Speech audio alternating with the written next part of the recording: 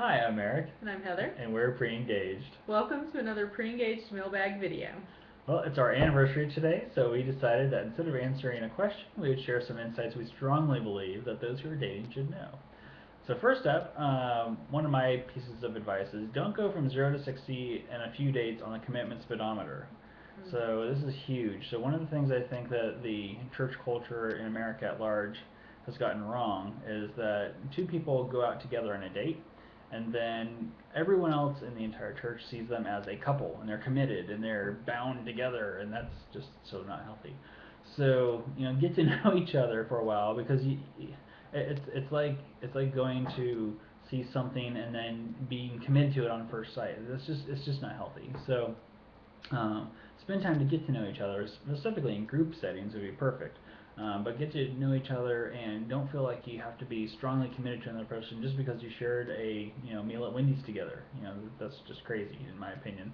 And plus, it takes off a lot of the pressure of forming that commitment way too soon, and you're just getting to know each other. And so just relax, get to know each other, and again, don't go from 0 to 60 on that speedometer. I agree.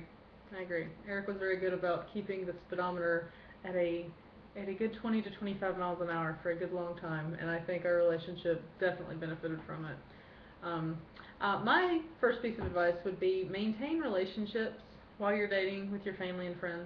When Eric and I started dating and then were eventually engaged, I couldn't wait to see him all the time. I wanted to spend every hour of every day with Eric, and there were some relationships that were meaningful to me that I guess I took for granted or maybe just forgot about during that time. What I didn't realize so much was once I was married, I was going to be with Eric a lot, but I wasn't going to have the same amount of time to spend with him.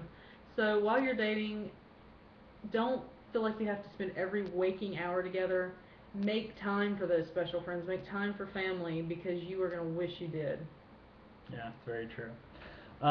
Third, I would say be intentional to start good habits in your relationship. This is the time where you are starting to form habits and ways that you do things as a couple, inside jokes and different things together. So start forming good habits, whether it's the things you watch, whether it's the things you read, media you consume, whether if it's the things you eat, how you exercise, just all those things. And not that you're getting down together as a couple just right yet, because you're not engaged yet. If you're pre-engaged, or even if you are engaged, then you can. These are definitely more solidified.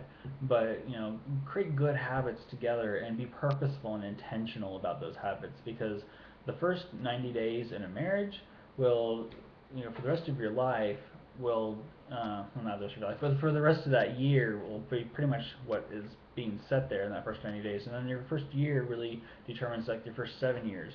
And so it all goes back to the original intentions and habits that are set up in the dating process. Yeah, I know the first few months, it's like you might, I don't know, let's say for example you wanted to eat at the table every night. That was a big deal, but during the first few months of marriage, you just kind of got your food and plopped somewhere.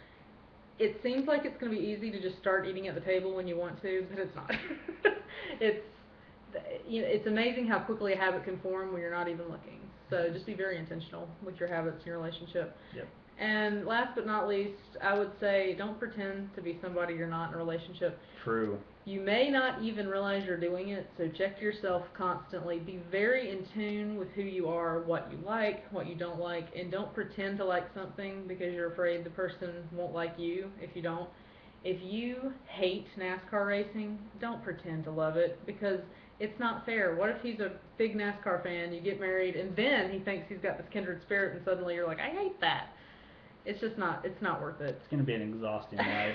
Definitely going to be an exhausting life. You can let them know, this is not my thing. I will gladly watch it with you because I love you, but not all the time. Don't set them up to be disappointed later. Yeah. And you want to be your true self. You're worth that. You don't need to mask yourself to be somebody else to get someone to love you, because you want them to love you, who you really are. And that's very important. Just before you get into a good relationship, know yourself. Definitely know yourself, so that you won't have to pretend to be somebody you're not. That's very, very true. Well, we hope you enjoyed these tips, and if you'd like to see another pre-engaged mailbag video, please click on our contact form and send us a question. We'd love to hear from you and help you too. Great to be with you.